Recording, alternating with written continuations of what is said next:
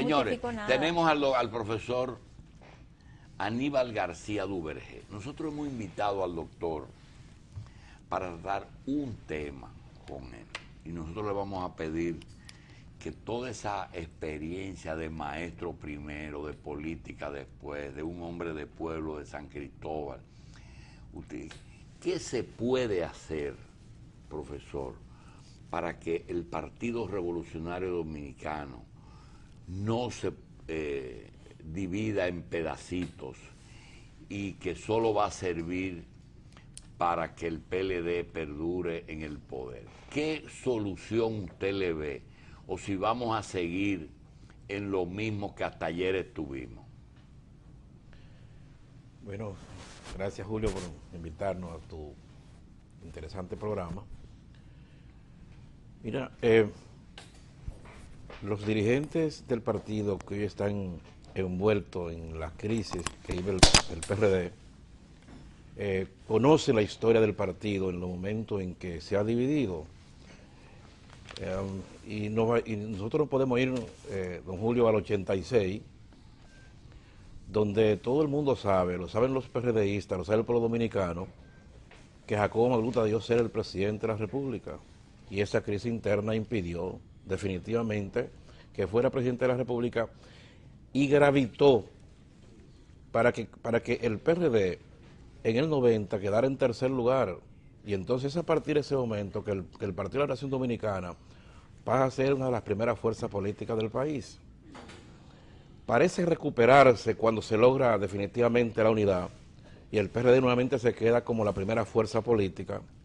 Y ya en el 2004, otra vez los mismos que son protagonistas en el 86, fueron protagonistas en el 2004 de la división, y el resultado de la división es que un partido que había ganado dos procesos de manera arrolladora, pierde las elecciones, producto justamente esa crisis, de manera que esos dos elementos que han gravitado para que el PRD se mantenga en la oposición y ha permitido que el Partido de la Nación Dominicana malgobierne al país, y hay que decir que de la única forma que el PLD puede mantenerse en el poder es porque el PRD, en función de su crisis interna, definitivamente lo mantiene.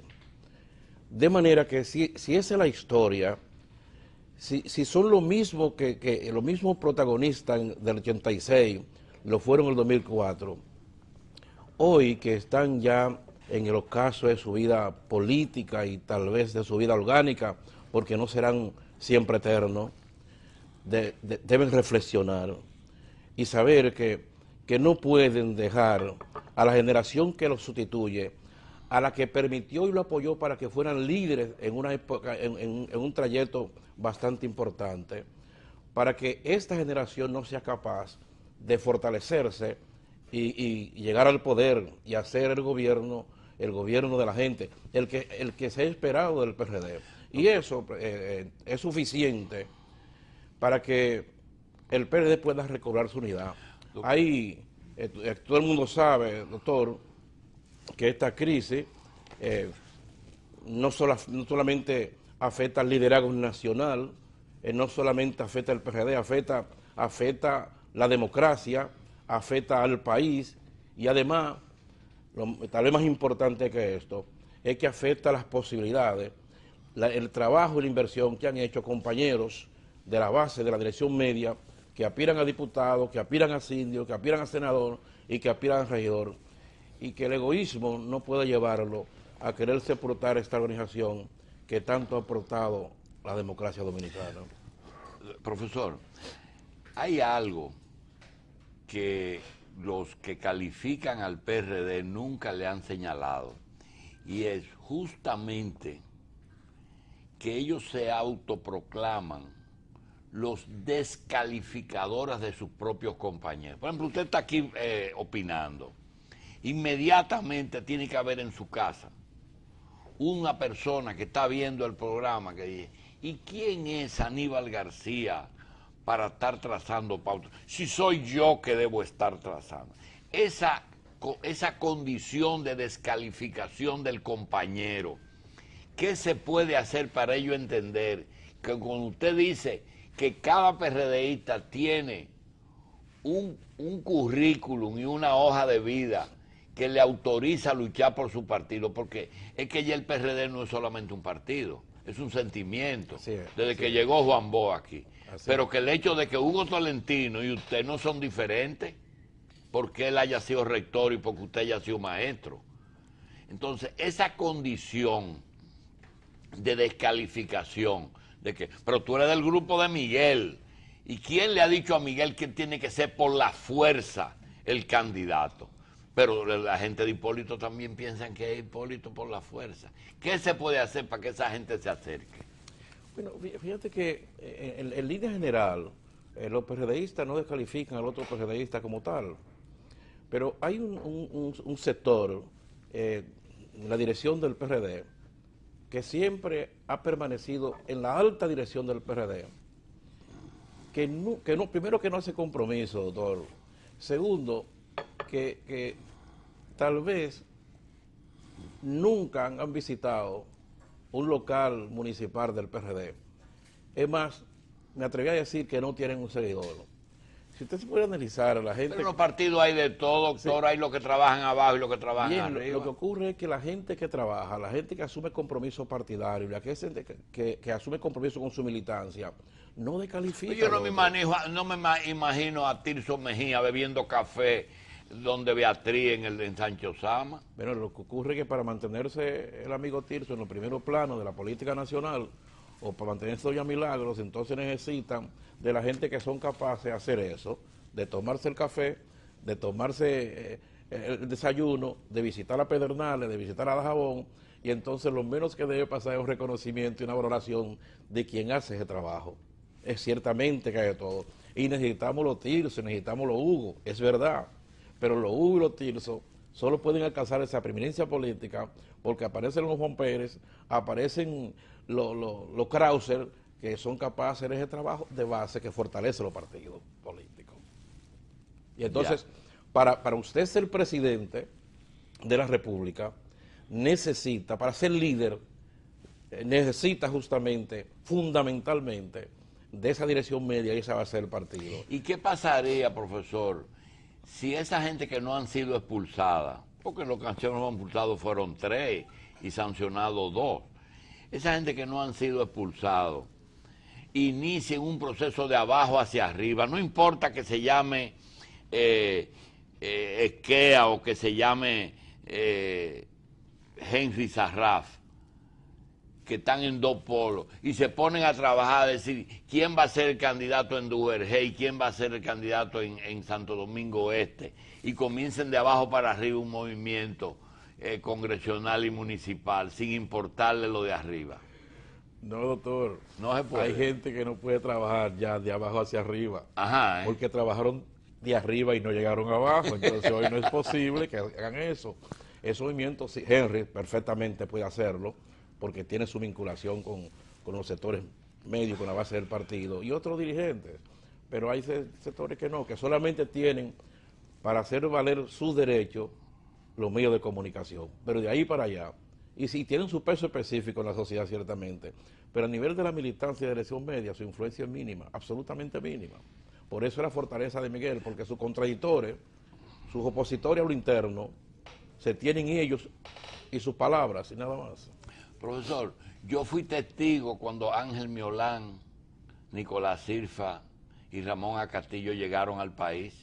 Ese día que llegaron en Pan American, y los recibió don Emilio Rodríguez Morri. Yo viví ese episodio. Y entonces yo vivo también cuando veo a Aníbal García en San Cristóbal, pero después veo que es Raúl Mondesí el candidato. ¿Cuál es el mecanismo que funciona cuando los partidos deciden dejar de lado su liderato local y poner un importado? Mire, los partidos ciertamente necesitan hacer alianzas. ¿Las alianzas son importantes? Sí, son importantes porque lo que está demostrado en los procesos electorales es que ningún partido tiene la suficiente fuerza electoral como para ganar solo las elecciones nacionales. Incluso fíjate que el PLD apenas saca un 37% en este proceso, y son los partidos aliados que nos llevan a ganar las elecciones. Entonces es importante eso. Ahora, miren, para hacer una alianza con los partidos o con organizaciones, eso vale, pero cuando se hace con personas hay que hacer una valoración, hay que estudiar su formación ética, su historia, porque los partidos cuando hacen equivocadamente algunos acuerdos con figuras, si pierde el partido, y si gana, no siempre ha ganado el partido. Y este es el caso, por ejemplo, del síndico municipal, el alcalde municipal de San Cristóbal, que todo el mundo sabía que si perdía las elecciones municipales, la perdía el PRD. Pero si ganaba, el PRD no ganaba, a los 3 días ganó el Partido Reformista, a los 4 días estaba ganando el PLD, de manera que esos son los saltos que ha dado. Entonces ese tipo de acuerdos con personalidades, con figuras, es importante que los partidos lo cuiden. Aunque con los movimientos emergentes, con los sectores organizados, con los partidos pequeños, sí, eso vale y es necesario, definitivamente. ¿Usted no le da un poquito de nostalgia cuando usted ve esa maquinaria política que se reúne en el Congreso Jorge Botello y elige su comité central y al otro día en una reunión relámpago elige el completivo, los 30 miembros del comité político, mientras ustedes están acusándose de unas barbaridades en los medios de que se robaron unas elecciones con un préstamo de un banco? Es que son dos partidos absolutamente diferentes. El PRD es un partido que dirime su diferencia públicamente y a veces una pequeña herida del PRD se nota mucho más que el cáncer que tiene otra organización. Mire que el Congreso, yo pienso que el Congreso Jorge Botello, que en principio se podía describir como una jornada exitosa del Partido de la Liberación Dominicana, dejó 3 mensajes a la sociedad. Primero, que el derroche de recursos que hizo el gobierno para imponer sus candidatos es un cuestionamiento más a la conducta ética de los dirigentes del Partido de la Liberación Dominicana, que en una convención, que un congreso para elegir 2 o 3 dirigentes se derrochen tantos recursos, tanta publicidad. Segundo, que la disciplina ya no es tal. La disciplina de ayer no es la de hoy. Y por eso el cuestionamiento al mismo proceso, los fraudes evidentes, porque no se puede explicar, de ninguna manera tiene explicación, que el Partido de la Nación Dominicana en las elecciones nacionales no fue capaz de llegar a 2 millones de electores, donde votan los PLDistas y los que no son PLDistas, y que entonces en un congreso, en unas elecciones internas, donde votan normalmente la mitad de sus militantes, haya 2,5 millones. Mire, eso sencillamente son votos de lo que dice que fueron echados, y se lo echaron al que mejor pudo pagar. Usted dice que de abajo para arriba es difícil. Vámonos por los otros 2 lados, a ver si el arreglo viene por otra parte. Cuando usted coge el PRD, usted se encuentra una vieja guardia, una guardia mediana en la que está usted, Miguel Vargas y eso, y una guardia nueva, como son Luis Abinader, San Lobatón, Ibarra, el emprendedor, Víctor de Asa, Lugorri, es decir, un grupo de jóvenes ya que tienen 30 y pico de años, pero que no le dan paso a ustedes. ¿Qué posibilidad de que de ese grupo salga la solución de ese partido? Mire, yo pienso que la solución de la crisis del partido, del PRD, primero tiene que ver que la generación que ya debe convertirse en consejero y no en generador de crisis, actúe con menos resentimiento y con menos odio. Porque yo creo que la crisis ni siquiera está en el marco político. Si hay odio no hay solución. Bueno, pues yo pienso que hay mucha motivación de resentimiento y de odio. Y tal vez es porque hay generaciones que no perdonan el éxito de la generación que lo sustituye. Y pareciera que molesta a mucha gente el hecho de que el compañero presidente del partido no solamente sea un empresario exitoso, sino que sea un político exitoso y pueda convertir a este PRD en un partido organizado, disciplinado, capaz de llevarlo al poder. Y entonces hay gente que eso no lo tolera. Eso en primero. En segundo lugar, bueno, la decisión tiene que ser política. O sea, lo más lógico es que nos sentemos y que pudiéramos discutir cuáles alternativas pudiera llevarnos a que el PRD luego pueda organizarse, pueda elaborar su padrón, pueda celebrar su convención y salir unificado. Y eso hay que normarlo. Pero cuando usted cree que ellos entierran las armas, lo que hace que aparece uno que le quita la espoleta a la granada, cuando ya parecía que venía un acuerdo, cuando viene y salimos con el problema del Banco de Reserva. Pero mire, eso definitivamente es propiciado. Eso no es que alguien individualmente, no es que aquella decidió él que ir al Tribunal Electoral, no es que doña Milagro decidió que yo pensé cuando iba a hacer la rueda de prensa que lo que iba a plantear era justamente hablar del Congreso del PLD, del uso de los recursos, de la cantidad de votos y ese tipo de cosas, y de repente es el ataque furibundo a un dirigente o presidente como Miguel Vargas, que todo el mundo sabe que es empresario y que todo el mundo sabe que tiene derecho a tomar el préstamo porque tiene la solvencia ética y económica para tomarlo. Bueno, eso no es casual, definitivamente. Eso hay alguien que definitivamente mueve el hilo y que decide estratégicamente quién hace tal cosa y quién hace tal cosa. Y no le doy mucha vuelta en ese sector. El único que tiene liderazgo para mover eso es el compañero Hipólito Mejía, definitivamente. ¿Hay posibilidad de una división real temprano porque ya parece que de acuerdo no va a haber, de que ya se acaben de dividir? Yo no pierdo la esperanza de que la sensatez, el buen juicio, el compromiso con el partido, el compromiso con el país y con la democracia permita que los disidentes encuentren el camino que lo conduzca a respetar los mecanismos orgánicos, a respetar la dirección del partido y a integrarse a la organización. Yo no pierdo esa esperanza. Y segundo, si tomaran la decisión equivocada de irse del partido, todo el mundo sabe, la historia de este partido es que el que se va del PRD se va solo. El inmenso Juan Bosch no pudo llevarse a nadie. Jacobo Magluta tuvo que volver a su PRD, porque definitivamente lo abandonaron la gente que lo siguió. Atoy de Can, que era un símbolo del Partido Revolucionario Dominicano, también tuvo que reencontrarse con su PRD, porque la militancia no abandona su partido, porque más que un compromiso partidario, como usted dice, para los PRDistas esto es un sentimiento nacional. ¿Queda alguna esperanza?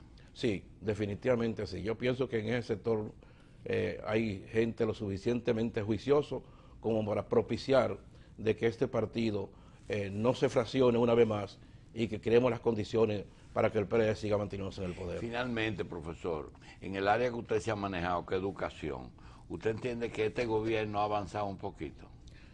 Sí, yo pienso que la inversión, la inversión del 4% en educación, eso es un paso importante.